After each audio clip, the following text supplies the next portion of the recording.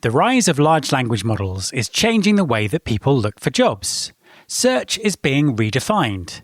Candidates are arriving better informed, and the rules for reaching them are shifting. So, what does this mean for employers? Keep listening to find out.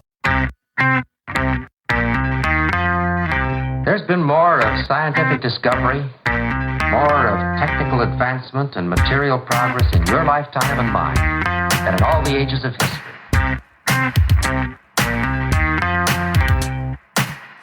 Hi there, welcome to episode 802 of Recruiting Future with me, Matt Alder. The way that people look for work is changing fast. A growing number of job seekers now begin in tools like ChatGPT, asking questions in plain language about roles, salaries, and what a company is actually like to work for. It's a very different starting point from typing a job title into a search box and scrolling through pages and pages of aggregator links. At a time when employers are drowning in low-intent applications, candidates who find roles through LLMs are arriving with real context about the company, the role, and where it fits into their life. So, how can employers make the most of this new trend? My guest this week is Ben Russell, co-founder at Sonic Jobs. In our conversation, Ben explains how AI-driven job search is developing, what it means for candidate intent, and why he thinks this moment could rebuild the trust between employers and job seekers. Hi Ben, and welcome to the podcast. Hey Matt, how are we doing? Doing very well, thank you, and it is an absolute pleasure to have you on the show. Please could you introduce yourself and tell everyone what you do? Wonderful, thanks Matt. Thanks for the invitation. Yes, so my name's Ben Russell. I'm one of the co-founders at Sonic Jobs. Originally from the UK, I now live in the US with my family in the Bay Area. Fantastic. And tell us a little bit about Sonic Jobs. So Matt, Sonic Jobs has been building technology in the US now for the last 4 years, really focused on using AI and specifically AI agents, even before they had their new name, to really improve the discoverability and the applicability, the way that candidates apply for jobs. And you've got a particularly interesting relationship with OpenAI. Tell us about that. We've been partnering with OpenAI for the last couple of years now. 2 or 3 years. We share some investors in common, which is helpful. And also we're part of their startup program, which essentially means that we get advanced access to the latest models, which obviously we then use and embed in our technology, and also some of the new product initiatives as well. So we've been at their last couple of dev days. We've done little bits of PR together in the past. And so, it just gives us, I guess, advanced access, but also just advanced support to some of these initiatives and figuring out how we can bring them to market in recruitment and in TA. Let's just talk about LLMs and what's going on with them, because they're growing so quickly. They're dominating the conversation. I mean, what is the growth like? They're already such a meaningful channel. I mean, gone is the debate around what is this new channel? Is it going to be meaningful? How do we engage? So now they are so dominant in most of our lives. So ChatGPT specifically, which still has the biggest market share in the US, also globally, but in the US, I think it's now 65% of the market share. They're seeing, I think it's now 900 million weekly users, the thick end of 20 billion weekly prompts. Again, I mentioned about, I think 40% of this usage is estimated to be US. And what's really meaningful for all of us, closer to home in the TA, in recruiting field, is estimated that around 1 in 5, 1 in 6 of these prompts already relate somehow to pay, to salaries, to careers, to improving life through work. And that's the full spectrum, showing the influence of these LLMs from research, discoverability about companies, about individual roles, about salaries, about building a resume, about interview prep, about how to ask for a raise or how to, upskill in certain areas. It's a real cross spectrum, but clearly it's the place where the job seekers are already starting their search, but also really using to benefit, their career quite holistically across, all stages of search to actually employment, onboarding, offboarding, and everything in between. It's really interesting because I was actually listening to a podcast the other day where they were talking about life before Google. So that short period of time where we had the internet, but we didn't have Google. And I know that lots of people probably don't remember a time when Google didn't exist, but some of the older listeners out there, myself included, can remember what the Google revolution was like and how that developed. How does this compare to what was going on with Google all those years ago? It's a great question, Matt. We all remember Google, and we speak a lot about Google and this new wave of this new wave, GEO, AEO, SEO 2.0. It's a new wave, but it's called SEO 2.0 because we're comparing, obviously to those Google days. And everyone will remember early days of Google, early 2000s. Everyone remember performing, any job-based search and seeing 5 pages of, likely Indeed URLs. Everyone also remembers, and companies that we speak to directly remember that being very frustrating, but also what almost felt more frustrating, even when you search for specific companies, those companies themselves might be buried on page 2 or 3 in the results. Jobs careers at Coca-Cola might actually be on page 2 behind, again, a whole bunch of aggregator, job board and again, often typically Indeed URL. So when we speak to companies about this time, it's tinged with a level of kind of annoyance. And so worth maybe spending a minute to dive into that. This feeling that job boards got there first, I guess it feels that that's not really in debate of did they get there first? They did, but maybe why?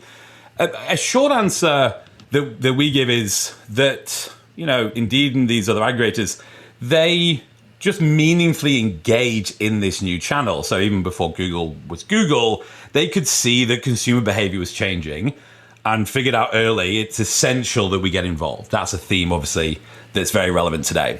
Yeah. How did they get involved? They really understood what Google was looking for. So, if you remember the first versions of these aggregator sites, they mirrored exactly what Google looked and how it performed. I mean, at one point, I actually think Indeed actually had a little tagline of it's Google for jobs or something. It was thousands upon thousands, millions upon millions of pages, every job title in every location. All these pages were structurally consistent, easy to crawl. They figured out scraping so that they could aggregate supply, really kind of turbocharge this flywheel, even more pages, even more search results, even more indexing. And they figured out linking, effective backlinking strategies in order to positive impact domain authority. So I guess short answer, they understood what Google was looking for. Google was and is a search engine. And so what does a search engine need? It needs search results. If you can position yourself as an entity with loads of search results and Google's going to love you, why is it important that Google loves you?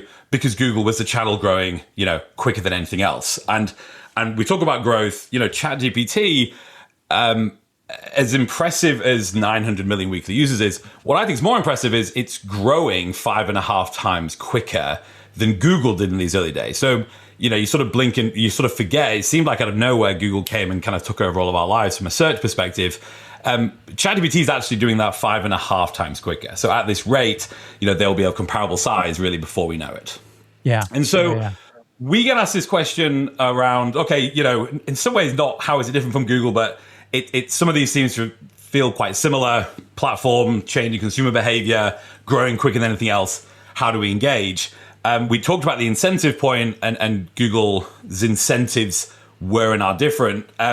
We believe that because, again, if you think about Google's model, even now, but especially in those early days, it made its money from ads. So it was a search engine, it needed search results, and it was going to charge companies to be the top of the results. Pre-IPO, financials support this theory. I think it's something like 98% of revenue came from its AdWords product. It was interesting because it solved a problem because at the time, no one knew how to make money out of adverts on the internet. So it kind of created a business model. And it's funny now, you thinking back, you kind of forget that, but it did. Absolutely. And so again, it all kind of made sense. And maybe these companies, maybe these aggregators would just naturally a better fit for that kind of model where give me links, give me search results, make it a very buoyant search engine, and then I'm just going to charge companies to be the top. So anyway, it worked beautifully. Well, I guess for those companies involved, we speak to a lot of enterprise companies that actually felt like a high level of frustration. I really felt like they spent, years, if not decades, almost like winning that sort of, candidate traffic back, which, when you're using your own company name, feels kind of like it's rightfully yours. So comparing that now to ChatGPT, data from last year, the vast majority, I think it's 75% of revenue from ChatGPT comes from subscriptions. So that's coming from individuals who pay to use ChatGPT more because it's a really useful tool. So very different to Google's making money from ads. I need results and I'm going to charge you to be the top result and then send you on your merry way. ChatGPT is making money by keeping people inside ChatGPT, which is a very significant difference. And I think a really exciting opportunity for those companies that want to build, into ChatGPT to make it an even more useful ecosystem. More useful means that candidates and users rather want to spend more time in there. And one of the ways they're doing that, and they announced at their Dev Day last year, is with this new app product. And apps essentially are ways for third parties to natively build inside of ChatGPT. And the stated goal, which I think is interesting, the stated goal from OpenAI on this product is for these apps, these third-party tools, to live natively and fit naturally in the conversation. I fit naturally inside ChatGPT and can be called and are discoverable in two key ways. So they are explicitly discoverable. You exist as an app in an app store, not vastly different to the apps from an Apple kind of app store framework. So now if you go to ChatGPT, you can see neatly on the left there, there's an apps icon about 4 down from, its tools. So you can search for your favorite apps, call them explicitly and use them to perform the task. And also, which is maybe more exciting and more impactful, OpenAI's commitment to suggesting these tools based on a generic prompt, based on the context of a user's prompt, which ChatGPT deems, hey, this tool, this app, this third-party integration is the best answer for this query. So you're sort of getting, a pincer approach where it's explicit, you can find it, you can advertise it, but also ChatGPT is going to recommend it as well. So it seems a really exciting new product to, influence and get your, in our world, jobs and career site content inside ChatGPT, which, again, is the goal for OpenAI. They want to make ChatGPT as useful as possible to keep you in there for as long as possible and get you coming back as often as possible. And just to clarify, how does that work? If someone says, I'm looking for a job, or where can I find a job in a particular place, then ChatGPT suggests apps that connect to jobs that are going to help that? Yes, absolutely. So they're discoverable, again, in two key ways. So what you're talking about, Matt, is what OpenAI refers to as an implicit. So implicit discovery, when you haven't tagged your favorite tool to perform a task, you're looking for an answer still. So in a TA world, that could be, hey, I'm looking for, a nursing job in this area that pays this amount of salary. So at the moment, ChatGPT is trying to figure out the best answer for that prompt. And these apps become almost like an answer type to these queries. And interestingly, you can see on Claude, they've actually sort of taken a step ahead in terms of how they're thinking about implicit. And now if you go to Claude, perform something fairly generic, non-branded in a jobs context, it starts suggesting what they call connectors. Right. But it's fundamentally the same sort of infrastructure where it's suggesting these tools of, hey, I think what you want lives in here. And it doesn't just live in jobs. Obviously, Expedia and some of these other big companies have been building for quite a while. And Expedia is already starting to see a lot of this implicit search volume come to them without any prior knowledge of the brand. And how are you working with these apps? What is it that you're doing that's different? What's the opportunity to change recruiting here? We're building individual apps for enterprise clients, for enterprise employers. So we're actually building, as opposed to us building, say, a Sonic Jobs app in a similar way to, say, Indeed has built, an Indeed app, we're building individual employer apps. So it allows individual companies a way to integrate, all of their jobs. There's no pay per performance budgeting, CPC, CPA element here. It's all jobs all the time in your own dedicated app that, again, lives natively in ChatGPT. So we're working with companies directly to build these apps on their behalf. Support for this podcast comes from Pebble. I know that many of you listening hire internationally, and you'll be all too familiar with the paperwork and red tape that can really slow things down. That is what Pebble is designed to fix. Pebble makes global hiring simple through embedded compliance and AI-driven workflows. The Pebble platform takes the delays and guesswork out of going global, so founders and HR leaders can move fast without adding risk. Hiring abroad can take months when you do it on your own. With Pebble, you can hire in over 185 countries in minutes and have your new hire onboarded by Monday. Most companies treat compliance as something to manage around. By building a decade of expertise directly into the platform, Pebble removes the fear of mistakes and the dreaded regulatory blind spots. Instead of juggling separate tools for contracts, payrolls, benefits, and compliance, Pebble brings everything together in a single platform that integrates with the tools that teams already use. It also reduces the redundant tasks and manual processes that can cause errors and delays in hiring. The result is a global team that's actually set up to succeed, with accurate pay, real benefits, and the support they need to thrive wherever they are. The bottom line is anywhere is possible with Pebble. With global hiring simplified, founders and HR leaders can spend their time focusing on what and where comes next for their business. There's also a special offer for Recruiting Future podcast listeners. Pebble is normally $399 a month per employee. Already a no-brainer for what you get, but right now there's a limited time offer on their site that makes it even easier to get started. Go to highpebble.ai before it's gone. That's highpebl.ai. Terms and conditions apply. What's the job seeker experience like? If I was looking for a job, how would that work? I think the job seeker experience is probably, in some ways, the thing that's coolest and most different, because the thing that OpenAI showed us is a different way to search. And I think now we all got really used to how to speak to Google. So it was very, keyword based. You almost didn't want to have kind of too much noise.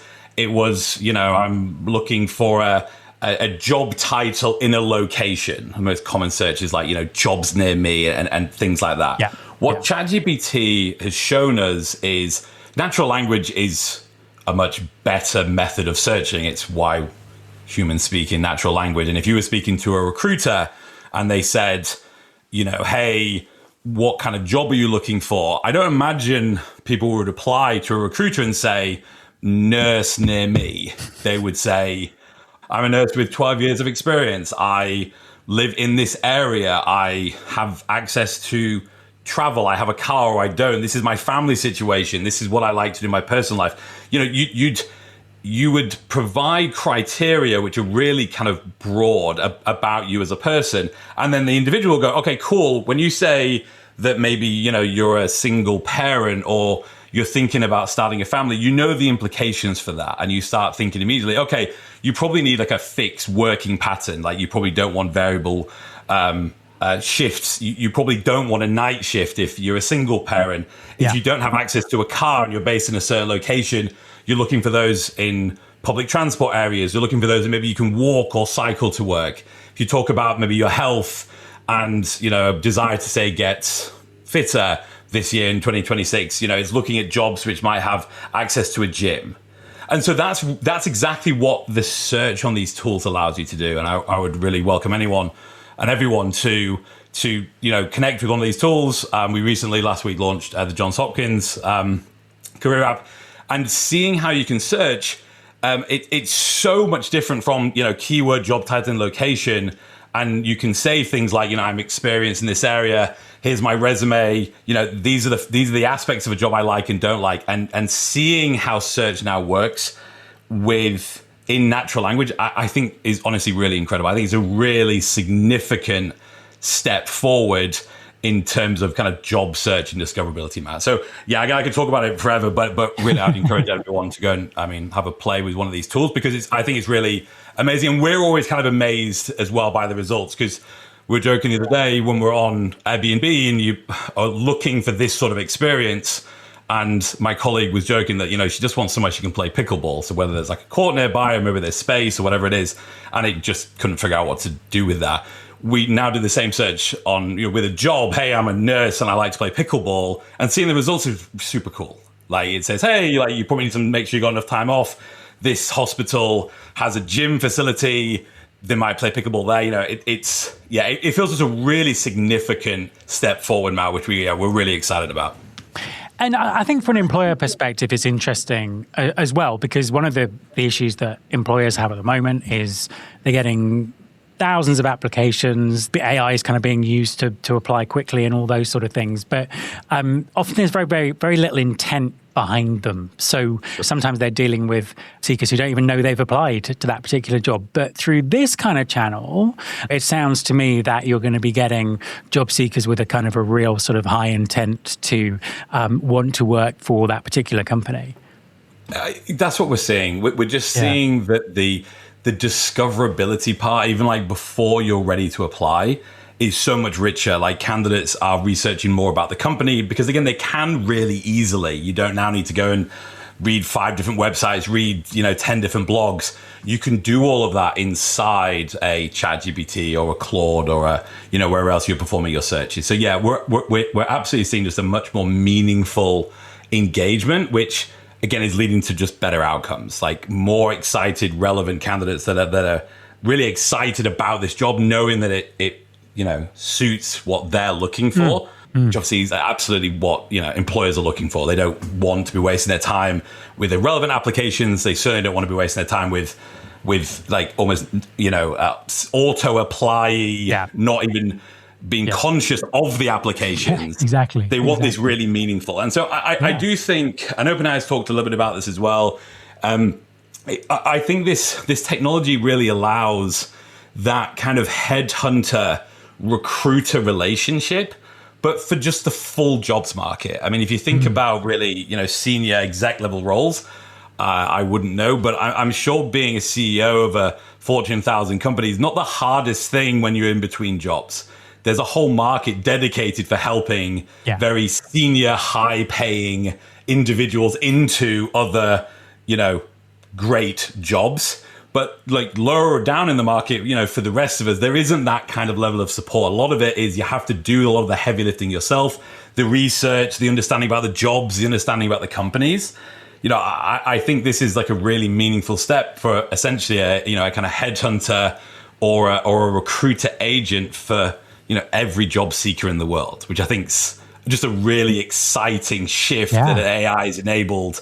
Amazing. Where previously economically it wouldn't make sense to help an individual into a better hospitality job, but now with technology you absolutely can do that, and you can have this technology really working on your behalf to really meaningfully improve your life. So yeah, I think it's super exciting.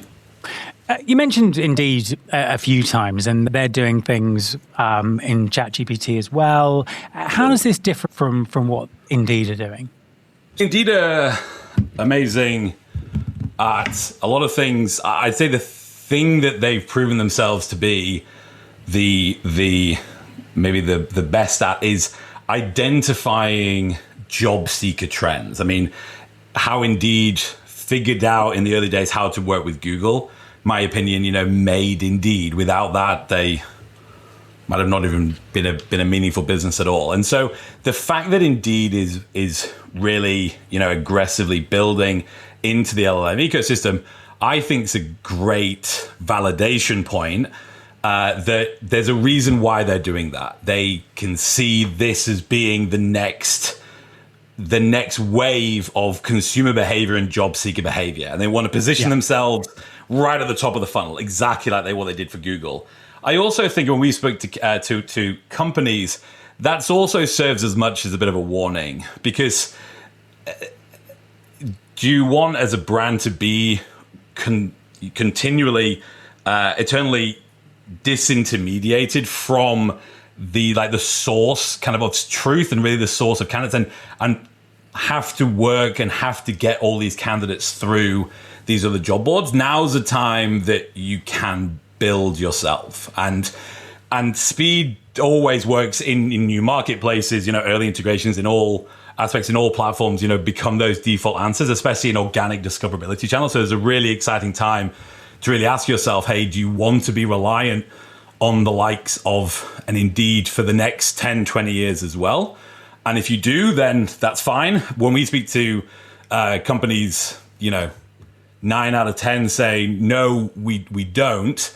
And again, building in this way is a really meaningful way to really kind of disintermediate yourself, to divest some of that spend and actually invest in your own brand versus being reliant on someone else's. We've almost exclusively been talking about ChatGPT and OpenAI. Does your approach work with some of the other LLMs that are out there? Yes, yeah, absolutely. We're positioning this product as, one integration on behalf of an employer. The integration itself, worth mentioning, is very light on the employer side. So, we need some logos, we need a feed of jobs just to make sure that, the actual data is as up to date and as relevant as possible. But that's it, really, we do all the heavy lifting. And so to start with, we're building into ChatGPT and OpenAI because that marketplace is more mature. And also, again, it is still the market leader by some significant ways. So it just makes sense to build there first. But no, we're already in conversations and actively building with the likes of a Claude, with a Gemini, and with these other platforms that are kind of figuring out their sort of a similar approach. The good thing in some ways of being in this kind of AI arms race between these platforms is any good idea that any of them has, the others look quite quickly and think we should do something similar. So the fact that when OpenAI came out with its apps product, again, a few months ago now, I think it was maybe September last year, Claude immediately started working on their version. I mentioned they actually took a little step forward in terms of how they're thinking about explicit, and now you can already see that on their site, which then incentivizes OpenAI to do the same. Gemini has fallen a little bit behind, but obviously, has the power of Google behind it. So yeah, we're working with all of these platforms, and again, from an integration, from our perspective, it's a one-to-many approach. So it's one product, one integration you're building with us, and then our goal is to get your jobs across all the LLMs in all ways you can be across all these LLMs as well. So we really try to forward, future-proof, your LLM discovery strategy. Final question for you. It sort of hinted at this a little bit, but what do you think the future looks like? How is this going to change recruiting? What's the vision for where this is all going? Yeah, that's a tough question. Probably always a tough question, but now it feels more so than ever. I think in times of real change, it's possibly helpful. I think it was a Jeff Bezos quote about it's looking at what maybe won't change. In a time of high change, what kind of won't change? And I think with that lens, there are some things that I don't believe will change quickly. Job seekers will always want to find, better, more meaningful work. I think there was a stat of the Labor Department statistics referencing as many as 100 million Americans are looking for another job, looking for that kind of better job. So you're always going to find candidates that are looking for better, more fulfilling work. And you're always going to, hopefully, have companies that are looking to hire, bright and amazing talent. And so what's interesting is on both sides of the marketplace, you've got a willing buyer and a willing kind of consumer, but in some ways, almost the industry kind of gets in the way. And I think, unfortunately, right now, we live in a moment where trust actually between both parties is like an all-time low. If you speak to candidates, they are complaining about, fake jobs, about being ghosted, about AI maybe not being used in a way to help them find better, more fulfilling work. And the same thing on the employer side, talking about, auto apply, talking about bot apply, talking about, all of this side. And so it sort of seems amazing that we are at a point where we have amazing technology, better the capabilities we've ever had, but really both sides probably have the lowest trust from each other. So So what I think the future will hold, I'm massively optimistic. I think, working for a startup and leading a startup, you have to be.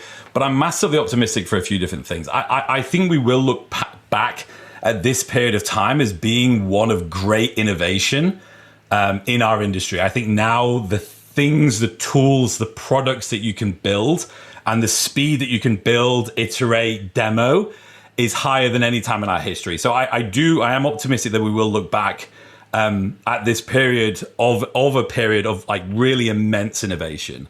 I'm also optimistic that we can use AI to improve a number of things. I think we can use it to improve trust.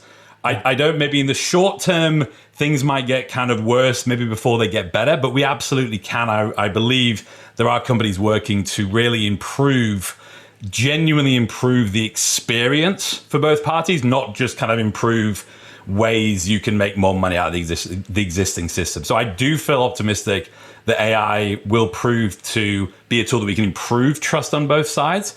I also remain optimistic that this AI wave will break some of the monopolies that are forming and have formed in our industry. And from a Sonic Jobs perspective, I remain really optimistic that we will play a meaningful part, in this revolution and in this next phase. Fantastic. Ben, thank you very much for talking to me. Wonderful. Thank you, Matt. My thanks to Ben. You can follow this podcast on Apple Podcasts, on Spotify, or wherever you listen to your podcasts. You can search all the past episodes at recruitingfuture.com. On that site, you can also subscribe to our weekly newsletter, Recruiting Future Feast, and get the inside track on everything that's coming up on the show.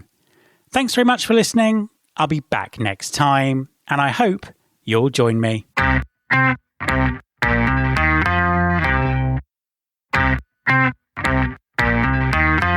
This is my show.